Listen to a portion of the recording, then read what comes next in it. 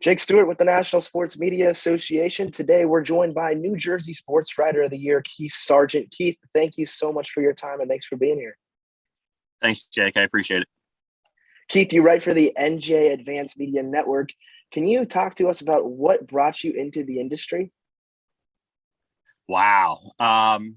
So I always like to tell the story of how back in high school, I took a journalism class and I just didn't like it at all. And, I was a, big sports fan growing up. My mom and dad always talked about how at age 5, I learned how to read through like reading baseball box scores. I mean, when I was 4 or 5 years old, that's how I used to always have a newspaper. My dad had 3 different newspapers and basically, I read the sports pages throughout my life growing up. But I really was kind of turned off of it in high school. I went to college thinking I was going to be a teacher.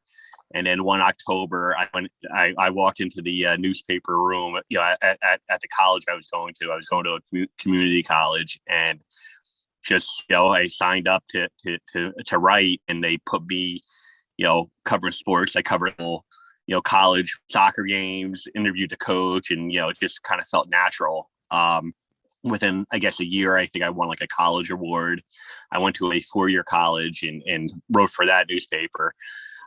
Meanwhile, I took a part-time job at a Middlesex County, New Jersey local newspaper, covered high school sports. And I remember at the time, I think I was working at a local Target, making like $27,000 a year as a manager. I had to leave that job because I was finishing up school, and I wanted to do this part-time job. There was no way I could do all 3. My father thought I was crazy because I was leaving a $27,000 a year job to make $18,000 a year. At the Home News Tribune newspaper. So little do you know that was really my passion. And within a couple of years, I kind of climbed the ladder and became a college beat reporter. Wow, that's an awesome story, Keith. And this is your first award from the National Sports Media Association. We heard from one of your colleagues the other day, James Cratch. He spoke very highly of you. What does this award mean to you? It means a lot. I mean, to be honest with you, and the reason why is for several reasons. One, the winner of the award last 2 years, Steve Politi, is really a mentor to me. A lot of people over at the Star Ledger, NJ, Advanced Media, NJ.com, just as good of a sports writer as there is in the country, in my opinion. And he won it the last couple of years. It also means a lot just because I think in the last 2 years, I think my body of work has kind of evolved to the point where it's gone above to the point where I was breaking a lot of news on the Rutgers beat and doing a lot of good reporting, but I think it kind of evolved. During the COVID year, I did a lot more news stories and was taken out of that, and it kind of allowed me to broaden my reporting abilities. So I think that award kind of showcased kind of was like the reward of a more of an expanding portfolio. And Keith, you talked about looking up to Steve Politi and some of his work. Who else did you look up to as some of your favorite sports writers growing up? Oh, that's an easy one. Jerry Eisenberg, Star Ledger, longtime columnist. Jerry's in his 90s. I've talked to him, probably a month and a half ago. So, Jerry is still sharp as a tack, idol. I'll give you a few others, a guy named, Paul Franklin, who was a columnist, at the Home News and the Gannett, New Jersey newspapers, a few other local reporters, Greg Tafaro, John Haley, Jerry Carino. All 3 of them are just grinders. I always said this, Jake, that some of the best sports writers in the country aren't the ones who the average sports fan has heard of, whether it's a Bill Plaschke or Steve Politi or Ian O'Connor or any of the big named sports writers. The hardest working and some of the best reporters out there are the ones covering sports, high school sports, on a daily and weekly basis. I mean, those are the ones who don't get stats handed to them. They're the ones who are doing interviews at like the purest level. So, again, John Haley, Greg Tafaro, Jerry Carino, those are, three of the guys who really showed me the ropes growing up. And Keith, can you talk to us about some of the coverage that you do? What sports do you cover specifically? And tell us about a few moments that you've loved to cover in your time.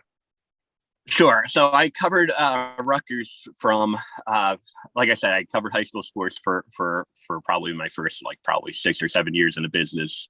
But, as I was also covering high school sports, I moved on to cover a lot of Rutgers as well. So in 2000, I started covering Rutgers women's basketball. And then late in 2000, I started covering Rutgers football. Greg Schiano arrived in December 2000. That's exactly when I basically got onto the Rutgers football beat, covered the Rutgers football beat for pretty much 20 years. And a lot of ups and downs. A program that, anyone who's followed Rutgers would tell you has had a lot of ups and downs. They did have a really memorable run in the mid 2000s. So when you ask me some of the biggest events, I always go back to 2006 Louisville, and Rutgers was unbeaten at the time. It was week 9. Louisville was number 3 in the country. Rutgers upset them. The story I always tell sports reporters to this day is, I remember it was a really memorable finish. Jeremy Ito missed a field goal. There was a penalty called back. He got on his second attempt, kicked a field goal to win the game. They win 28-25.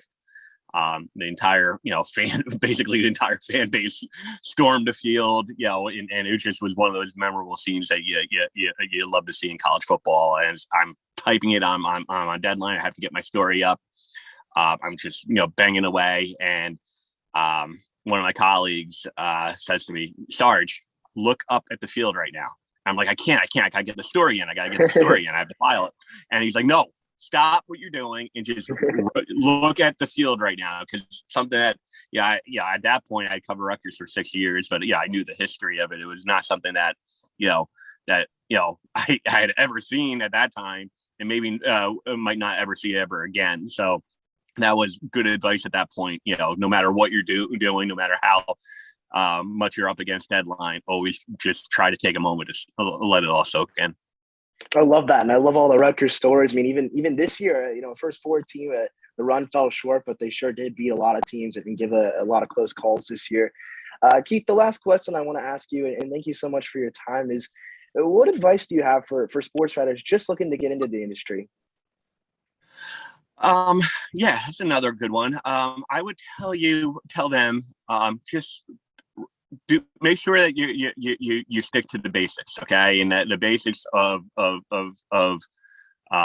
asking questions, and making sure that you do as much research as you can on every story, and and at its core, sports writing is storytelling. So I'll give you an example of this past year.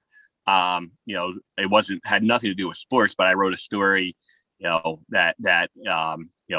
basically learning that my dad, who passed away in 2005, was a Vietnam War hero, which I never knew. My father, I knew that obviously he served in Vietnam. I knew that he had Purple Hearts, but never knew that he picked up a gun, much less, saved anyone's life. He was very private, not unlike a lot of Vietnam veterans who just never talked about it. So a few years after he passed away, my aunt, his sister, gave me a box of the letters that he wrote from Vietnam back in the late 1960s. Never read them up until late in 2020. The COVID year, gave everyone a lot of time to be able to kind of reflect, I guess, and gives you a little bit more time. So I open up the box and I go through the letters and I go through the photos, and then as a reporter, the reporter gene clicked in me, and I started punching in some of the names that are on in the letters and on the photos. And long story long, one of the names that I researched and I tried to reach out to, the name was Nick Martinez, calls me in April of 2021. And within, 30 seconds of the phone call, Nick is in Michigan. He tells me that my father saved his life in Vietnam. So I was like, whoa, took my breath away. And, I go to a quiet spot in my office and that, I start recording the conversation just to kind of, because I would never remember otherwise. And by the end of it, I realized that, like I have a story here that, I'm going to have to tell. And this has nothing to do with sports. But again, you asked the question. Yeah, that would be my advice is never, discount a story. Always, think, what I can do to make this the best story possible. That story, by the way, is on my Twitter. Is going to be pinned on my Twitter. It'll probably be pinned on my Twitter for the rest of my life. Wow, I love that. I love that advice. Never discount a story. And then what a sweet story that is, Keith, and personal. Thank you so much for being here, the New Jersey Sports Writer of the Year for the year of 2021. Hopefully we'll see you in Winston, Keith. Thanks again, Jake. I appreciate it, bud.